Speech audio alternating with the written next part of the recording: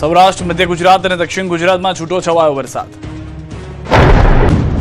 ગુજરાતમાં ફરી એકવાર મેઘમહેર શરૂ થઈ છે.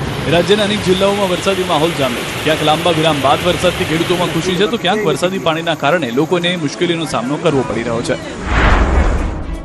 નવસારી શહેરમાં વહેલી સવારથી વાતાવરણમાં પલટો જોવા મળ્યો. Dhanera point, station road, depot, Tikhara, જકાતનાકા સહિતના વિસ્તારોમાં વરસાદ વરસ્યો. પવન સાથે વરસાદ આવતા વાતાવરણ ઠંડક પ્રસરી ગઈ. જોકે શહેરના કેટલાક માર્ગો પર પાણી ભરાઈ જવાની સ્થિતિ પણ સર્જાઈ છે. ગીર સોમનાથ જિલ્લામાં પણ વરસાદી માહોલ જોવા મળ્યો છે. કોડીનાર શહેર સહિત આસપાસના ગ્રામ્ય વિસ્તારોમાં પણ ગાઢ વાદળો વચ્ચે વરસાદી ઝાપટા પડ્યા. લાંબા સમયના વિરામ બાદ વરસાદ વરસતા ખેડૂતોમાં ખુશીનો માહોલ જોવા મળ્યો છે. અરવલ્લી જિલ્લામાં પણ લાંબા વિરામ બાદ મેઘરાજાની એન્ટ્રી થઈ છે. મોડાસા શહેર સહિત આસપાસના ગ્રામ્ય વિસ્તારોમાં પણ વરસાદ વરસતા વાતાવરણમાં ઠંડક પ્રસરી હતી.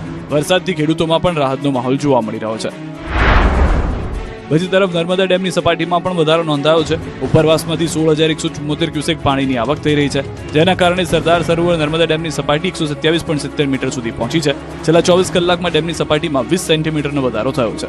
રાજ્યના વિવિધ વિસ્તારોમાં વરસાદી માહોલને પગલે ક્યાંક ખેડૂતોમાં ખુશી છે, તો ક્યાંક શહેરી વિસ્તારોમાં પાણી ભરાવાની સમસ્યા સામે આવી રહી છે. ખાડીપુર બાદ મહાનગરપાલિકાની લોકોને મોટી રાહત. 147 કરોડના વેરા માફીનું પેકેજ જાહેર. સુરતમાં ખાડીપુર બાદ મહાનગરપાલિકાએ અસરગ્રસ્તો માટે મોટી રાહત જાહેર કરી છે. પૂરગ્રસ્ત 3,54,000થી વધુ મિલકતોને 147 કરોડ રૂપિયાના વેરા માફી પેકેજનો લાભ મળશે.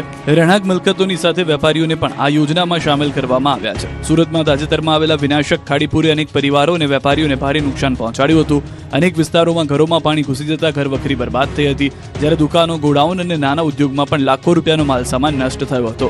આ પરિસ્થિતિ વચ્ચે સુરત મહાનગરપાલિકાએ પૂર અસરગ્રસ્તો માટે મોટી રાહત આપવાનો નિર્ણય લીધો છે. મનપાની સ્થાયી સમિતિ 147 કરોડ રૂપિયાના વેરા માફી પેકેજને મંજૂરી આપી છે. હવે આ પ્રસ્તાવ અંતિમ મંજૂરી માટે સામાન્ય સભામાં રજૂ કરવામાં આવશે. આ યોજના હેઠળ કુલ 3,54,600 જેટલી રહેણાંક અને બિન રહેણાંક મિલકતોને લાભ મળશે, જેમાં 3,04,100 રહેણાંક મિલકતોનો સંપૂર્ણ મિલકત વેરો માફ કરવામાં આવશે. આ માટે મનપા અંદાજે 113 કરોડ રૂપિયાની રાહત આપશે. પૂરના કારણે અસરગ્રસ્ત વેપારીઓ માટે પણ રાહત જાહેર કરવામાં આવી છે. 50,500 જેટલી બિન રહેણાંક મિલકતોને પણ વેરા માફીનો લાભ મળશે. જોકે માત્ર બેઝમેન્ટ અને ગ્રાઉન્ડ ફ્લોર પર આવેલી કમર્શિયલ મિલકતોને જ આ યોજનાનો લાભ મળશે. મનપા દ્વારા મિલકત વેરા ઉપરાંત યુઝર ચાર્જ, સફાઈ ચાર્જ અને શિક્ષણ ઉપકરમાં પણ નિયમ મુજબ રાહત આપવામાં આવશે.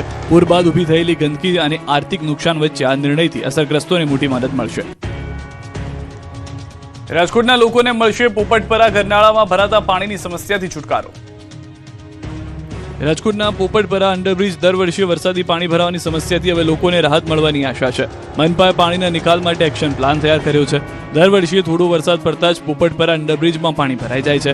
પાણીનું સ્તર સતત વધી જતા રસ્તા પર વાહન ચાલકોને મુશ્કેલીનો સામનો કરવો પડી રહ્યો છે અને કેટલીક વખત વાહનો તણાઈ જવાની સ્થિતિ પણ સર્જાય છે, જેના કારણે તંત્રને અંડરબ્રિજ બંધ કરવાની ફરજ પડે છે. આ સમસ્યાના કારણે આસપાસની સોસાયટીઓમાં પણ વરસાદી પાણી ભરાઈ જતા સ્થાનિકોને ભારે હાલાકી ભોગવવી પડે છે. હવે આ સમસ્યાના કાયમી ઉકેલ માટે મનપાએ એક્શન પ્લાન તૈયાર કર્યો છે. પોપટપરા રેલવે લાઇનની બંને બાજુ રેલવેની જગ્યા આવેલી છે, જ્યાંથી પાઇપલાઇન નાખવા માટે મનપા દ્વારા રેલવે વિભાગ પાસે મંજૂરી માંગવામાં આવી છે. આ અંગે રાજકોટ મહાનગરપાલિકા દ્વારા રેલવેને પત્ર વ્યવહાર કરવામાં આવ્યો છે. મંજૂરી મળ્યા બાદ વરસાદી પાણીના યોગ્ય નિકાલ માટે પાઇપલાઇનની કામગીરી હાથ ધરવામાં આવશે. જો આ યોજના અમલમાં આવે તો દર ચોમાસામાં પોપટપરા અંડરબ્રિજમાં સર્જાતી પાણી ભરાવાની સમસ્યાથી વાહન ચાલકો અને સ્થાનિકોને મોટી રાહત મળી શકે છે. 22 જુલાઈથી જામશે વરસાદી માહોલ. અંબાલાલ પટેલની આગાહી. તારીખ 22મી જુલાઈ આસપાસ એક મજબૂત સિસ્ટમ બની રહી છે. ગુજરાતમાં ફરી એકવાર વરસાદી માહોલ જામવાનો છે. હવામાન નિષ્ણાત અંબાલાલ પટેલે 22 જુલાઈથી વરસાદી માહોલ રહેવાની આગાહી કરી છે. ખાસ કરીને ઉત્તર, મધ્ય અને દક્ષિણ ગુજરાતમાં આગામી દિવસોમાં સારા વરસાદની શક્યતા વ્યક્ત કરવામાં આવી છે. રાજ્યમાં કેટલાક દિવસોથી વરસાદનું જોર ઘટ્યું છે, પરંતુ હવે ફરી એકવાર મેઘરાજા સક્રિય થવાના સંકેત મળી રહ્યા છે. હવામાન નિષ્ણાત અંબાલાલ પટેલના જણાવ્યા અનુસાર 22 જુલાઈથી રાજ્યમાં સાયક્લોનિક સિસ્ટમ સક્રિય બનશે, જેના પ્રભાવથી ઉત્તર અને મધ્ય ગુજરાતમાં વરસાદી માહોલ સર્જાશે. ઉત્તર ગુજરાતના ખેડૂતો માટે આ સારા સમાચાર છે. આગામી દિવસોમાં ઉત્તર ગુજરાતના અનેક વિસ્તારોમાં હળવાથી ભારે વરસાદ વરસી શકે છે. કેટલાક વિસ્તારોમાં 3 ઇંચ કે તેથી વધુ વરસાદ નોંધાઈ શકે છે. ઉત્તર ગુજરાતના ભાગોમાં મહત્તમ વરસાદ લગભગ 3 ઇંચ કે તેથી વધુ, કોઈ ભાગમાં 4 ઇંચ જેવો વરસાદ થઈ શકે. માત્ર ઉત્તર ગુજરાત જ નહીં, પરંતુ મધ્ય ગુજરાતમાં પણ સારા વરસાદની આગાહી કરવામાં આવી છે. અહીં 4 ઇંચ કે તેથી વધુ વરસાદ પડી શકે છે. જો સાયક્લોનિક સિસ્ટમ વધુ મજબૂત બનશે તો કેટલાક વિસ્તારોમાં 5 થી 6 ઇંચ સુધી વરસાદ નોંધાઈ શકે છે, જેના કારણે ઉત્તર અને મધ્ય ગુજરાતના અનેક વિસ્તારો જળબંબાકાર બનવાની સંભાવના છે. વડોદરા વગેરે ભાગોમાં, મધ્ય ગુજરાતના ભાગોમાં 4 ઇંચ કે તેથી વધુ વરસાદ થઈ શકે. જો સિસ્ટમ મજબૂત હશે તો 5 થી 6 ઇંચ જેવો વરસાદ થઈ શકે. દક્ષિણ ગુજરાત માટે પણ ભારે વરસાદની આગાહી કરવામાં આવી છે. ખાસ કરીને 24 અને 25 જુલાઈ દરમિયાન દક્ષિણ ગુજરાતના અનેક વિસ્તારોમાં ભારેથી અતિ ભારે વરસાદ વરસી શકે છે. નવસારી અને વલસાડ જિલ્લામાં 8 થી 10 ઇંચ જેટલો વરસાદ પડવાની શક્યતા અંબાલાલ પટેલે વ્યક્ત કરી છે. અમદાવાદ ફટાકડા ફેક્ટરી બ્લાસ્ટ કેસના પાપી પોલીસની પકડમાં. અમદાવાદના રામોલમાં ફટાકડાની ફેક્ટરીમાં થયેલા જીવલેણ બ્લાસ્ટ કેસમાં પોલીસે મોટી સફળતા મેળવી છે. મુખ્ય આરોપી અને ફેક્ટરી માલિક મેહુલ ડોડિયાની ધરપકડ કરવામાં આવી છે. તેની સાથે તેની માતા અને પાર્ટનરની પણ ધરપકડ કરવામાં આવી છે. આ ઘટનામાં પોલીસે મુખ્ય આરોપી અને ફેક્ટરી માલિક મેહુલ ડોડિયાને સાબરમતી વિસ્તારમાંથી ઝડપી પાડ્યો. તેની સાથે ફેક્ટરીના સંચાલનમાં સંકળાયેલા તેની માતા રમીલાબેન ડોડિયા અને પાર્ટનર સાદિકની પણ ધરપકડ કરવામાં આવી છે. અમદાવાદ પોલીસના જણાવ્યા મુજબ ત્રણેયની ભાગીદારીથી ફેક્ટરીનું સંચાલન થતું હતું. 3 અલગ અલગ શેડમાં ફટાકડાનું ઉત્પાદન કરવામાં આવતું હતું. ફેક્ટરીને 4 માર્ચ 2026ના રોજ બંધ કરવામાં આવી હતી, પરંતુ છેલ્લા લગભગ 20 દિવસથી ફરી ગેરકાયદે શરૂ કરવામાં આવી હતી. એટલું જ નહીં, ફેક્ટરીમાં દારૂગોળાનો જથ્થો પણ 15 કિલોગ્રામ કરતાં વધારે હતો.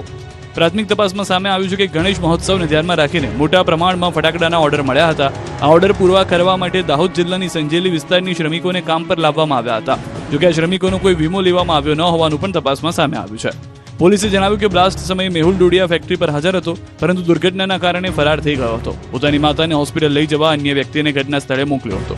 તપાસ દરમિયાન એ પણ સામે આવ્યું છે કે વર્ષ 2014માં પણ આ જ સ્થળે આગની ઘટના બની હતી, જેમાં એક વ્યક્તિનું મોત થયું હતું. આ જગ્યા ઉપર 2014માં જો હે આ રમીલાબેન જ્યારે ચલાવતી હતી જો અહીંયા આ જ રીતે દારૂખાના બનાવવાના જો ફેક્ટરી, ત્યારે પણ આગ લાગવાથી એક વ્યક્તિના મૃત્યુ થયેલા હતા. આ ઘટના બાદ વર્ષ 2020માં મેહુલ ડોડિયાના નામે ફટાકડાનું લાયસન્સ લેવામાં આવ્યું હતું, જે એક્સપાયર્ડ થઈ ગયું છે. હાલ જમીનના માલિક, ફાઇનાન્સર તેમજ શ્રમિકોને લાવનાર કોન્ટ્રાક્ટરની ભૂમિકાની પણ તપાસ કરવામાં આવી રહી છે. બ્લાસ્ટ દરમિયાનના અલગ અલગ સીસીટીવી ફૂટેજ આવ્યા સામે. ધડાકાથી નજીકની કંપનીના કાચ ફૂટ્યા. અમદાવાદના રામોલમાં ફટાકડા ફેક્ટરીમાં થયેલા ભયાનક બ્લાસ્ટના સીસીટીવી દ્રશ્યો સામે આવ્યા છે. વિસ્ફોટ એટલો જોરદાર હતો કે આસપાસની ફેક્ટરીઓ સુધી તેની અસર પહોંચી હતી અને કેટલીક જગ્યાએ બારીઓના કાચ પણ તૂટી ગયા હતા. બ્લાસ્ટ એટલો ભયંકર હતો કે દૂર સુધી ધડાકાના અવાજ સંભળાયા સાથે જ ફેક્ટરીથી દૂર લગાવેલા સીસીટીવી બંધ થઈ ગયા. નજીકની એક ફેક્ટરીમાં લાગેલા સીસીટીવી કેમેરામાં બ્લાસ્ટની સમગ્ર ઘટના કેદ થઈ છે. સીસીટીવી ફૂટેજમાં જોવા મળી રહ્યું છે કે અચાનક થયેલા ભયાનક વિસ્ફોટ બાદ આસપાસના વિસ્તારમાં ભારે અસર જોવા મળી રહી છે. બ્લાસ્ટની તીવ્રતા એટલી વધારે હતી કે નજીક આવેલી ફેક્ટરીના બારીના કાચ પણ તૂટી ગયા. વિસ્ફોટ બાદ આસપાસની કંપનીઓમાં અફરાતફરીનો માહોલ સર્જાયો હતો. કર્મચારીઓ જીવ બચાવવા માટે બહાર દોડી આવ્યા હતા અને સમગ્ર વિસ્તારમાં નાસભાગ મચી ગઈ હતી. બ્લાસ્ટની અસરનો અંદાજ એ વાત પરથી લગાવી શકાય છે કે એક નજીકની ફેક્ટરીનો સીસીટીવી કેમેરા પણ વિસ્ફોટના આંચકાથી બંધ થઈ ગયો. ઘટનાના દ્રશ્યો સામે આવ્યા બાદ બ્લાસ્ટની ગંભીરતાનો ખ્યાલ આવી રહ્યો છે. હાલ આ મામલે પોલીસ અને સંબંધિત વિભાગ દ્વારા તપાસ કરવામાં આવી રહી છે. અમદાવાદ બ્લાસ્ટની ઘટનાએ દાહોદને હચમચાવ્યું. એક સાથે